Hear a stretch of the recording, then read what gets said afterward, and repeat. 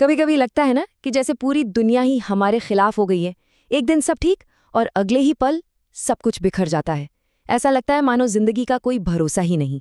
पर क्या हो अगर इस उथल पुथल, इस केओस में भी एक छिपा हुआ पैटर्न हो? तो चलिए सबसे पहले इसी सवाल से शुरू करते हैं। क्या ये दुनिया सच में रैंडम है?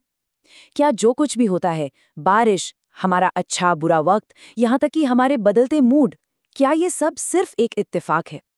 जॉन ग्रिबिन का काम इसी सोच को चुनौती देता है। उनका कहना है कि इस केओस, इस अराजकता की सतह के नीचे एक छिपा हुआ कोड है। एक ऐसा कोड जो हर चीज को चला रहा है, हमारे रिश्तों से लेकर मौसम तक, दुनिया बदलने वाले बड़े बड़े फैसलों से लेकर आकाश गंगाओं की चाल तक, सब कुछ। चलिए इस आइडिया को थोड़ा और गहराई से समझते हैं। देखिए, केओस यानी अराजकता ऑर्डर का उल्टा नहीं है, बल्कि ये ऑर्डर का ही एक बहुत बहुत ज्यादा कॉम्प्लेक्स रूप है। इतना कॉम्प्लेक्स कि हम उसे अक्सर देख ही नहीं पाते। तो बात है 1960s की। एडवर्ड लोरेंज नाम के एक साइंटिस्ट थे जो मौसम की भविष्यवाणी करने वाले मॉडल्स पर काम कर रहे थे। उन्होंने कंप्यूटर में कुछ सिंपल मैथ की इक्वेशन डाले, ये देखने के लिए कि मौसम आगे कैसे बदलेगा। लेकिन एक दिन उनसे एक छोटी सी गलती हो गई। एक इतनी छोटी गलती जो यूनिवर्स को देखने का हमारा नजरिया हमेशा के लिए बदलने वाली थी। उन्होंने जो नंबर इनपुट किया था उसमें बहुत ही मामूली सा बदलाव कर दिया। इतना छोटा कि थ्योरी के हिसाब से तो कोई फर्क पड़ना ही नहीं चाहिए था। पर जो रिजल्ट आया वो चौंकाने वाला था। मौसम का पूरा प्रिडिक्शन ही बदल गया था। मतलब एक ना के बराबर चेंज ने पूरी तरह से अलग नतीजा दे दिया। और उसी पल, अनजाने में ही सही, लोरेंज ने दो जबरदस्त आइडियाज की खोज कर ली थी। केओस थ्योरी और उसका सबसे पावरफुल हिस्सा बटरफ्लाई इफेक्ट। इसका मतलब क्या है? इसका मतलब ये है कि ब्राजील में एक तितली का पंख फड़फड़ाना एक ऐसी चेन रिएक्शन शुरू कर सकता है जो हफ्तों बाद टेक्सास में एक बवंडर ला दे। और ये कोई कविता नहीं है, ये कॉम्प्लेक्स सिस्टम्स की हैरान कर देने वाली हकीकत है। तो प्रकृति में हर छोटी सी चीज एक बड़े असर की वजह बन सकती है। केओस भी एक पैटर्न फॉलो करता है। अब सवाल यह है कि प्रकृति इतनी कॉम्प्लेक्स चीजें बनाने के लिए किन सिंपल रूल्स का इस्तेमाल करती है। और यहीं पर एंट्री होती है एक बहुत ही दिलचस्प कॉन्सेप्ट की, फ्रैक्टल्स। ये ऐसे पैटर्न होते हैं जो हर स्केल पर खुद को दोहराते हैं, चाहे वो कितना भी छोटा हो या कितना भी बड़ा।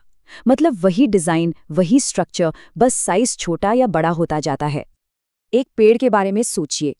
एक तना निकलता है, फिर उससे बड़ी शाखाएं, फिर उन शाखाओं से छोटी शाखाएं, और फिर उनसे भी छोटी टहनियां। पैटर्न वही है, बस स्केल बदल रहा है।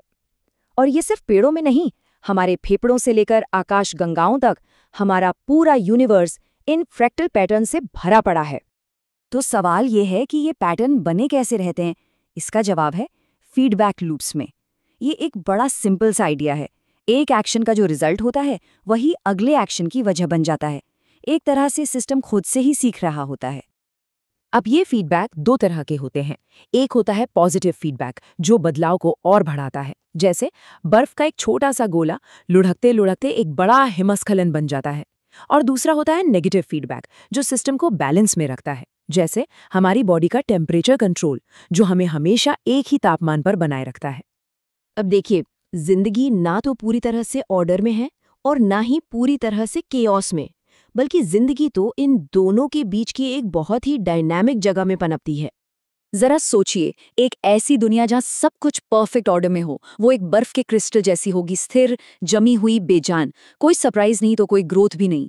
अब इसका उल्टा सोचिए, पूरी तरह से केओस, वो एक लगातार होने वाले धमाके जैसा होगा जहां कोई स्ट्रक्चर नहीं, कोई सर्वाइवल नहीं।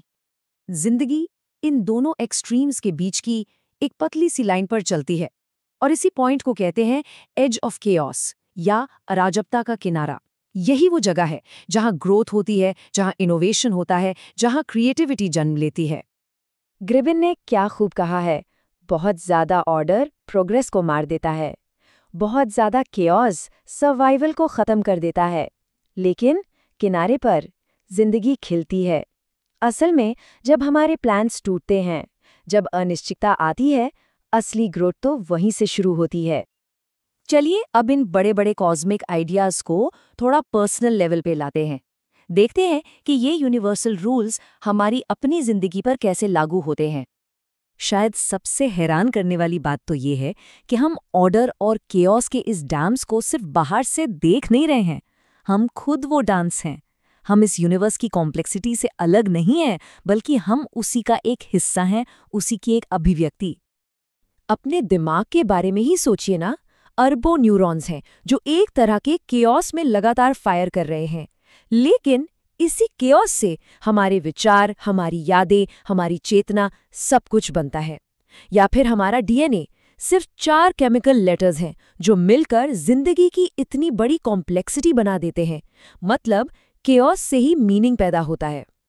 तो जॉन ग्रिबन का मैसेज बहुत सीधा और गहरा है। जिंदगी केओस का मुखौटा पहने हुए गणित है।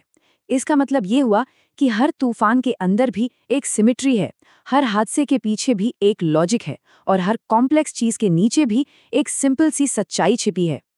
तो अगली बार जब लगे कि जिंदगी कंट्रोल से बाहर जा रही है, तो ये बात याद रखिएगा, रैंडमनेस यानी बेतरतीबी बस एक भ्रम है। हकीकत तो एक पैटर्न है जो बस इस इंतजार में है कि हम उसे पहचान लें। ब्रह्मांड पैटर्न पर बना है, तो अगला पैटर्न क्या बनेगा? देखिए, केओस हमारा दुश्मन नहीं है, ये तो क्रिएशन का, कुछ नया बनाने का प्रोसेस है। जब लगता है ना कि सब कुछ टूट रहा है, असल में वहीं से एक नया पैटर्न बनना शुरू होता है।